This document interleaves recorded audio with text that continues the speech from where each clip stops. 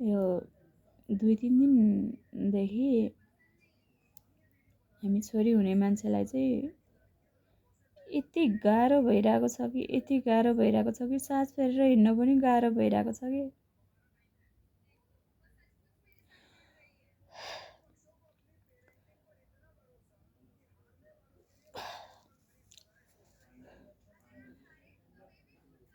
छोरी कसरी जोगाउने भनेर हैन। आखिर त्यो 3 वर्षको बच्चामा के देख्यो? के थियो त्यसको? 3 वर्षको बच्चा दुध खाने बच्चा हैन। मेरो बच्चाले 5 वर्षसम्म दुध खाएको। 3 वर्षको बच्चाले त दुध खाइरहेको हुन्छ नि।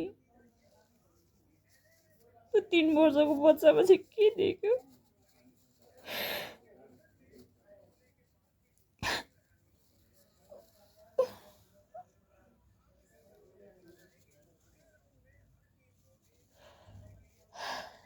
यस्तो राक्षस देशमा जन्म लिएर आइएछ है।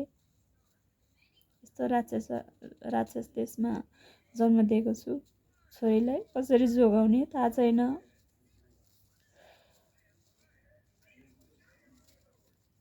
फाँसीको सजाय दिन मिल्दैन भनेर त न्युजमा आइसक्यो। फाँसीको सजाय नमिले पनि त्यसलाई पनि त्यसै नै तडपाएर नुन खोर्सानी दहलेर काटेर छकना पारेर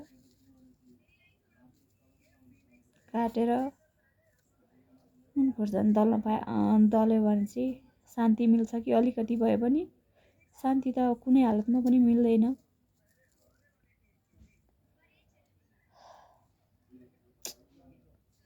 सक्दिनँ के।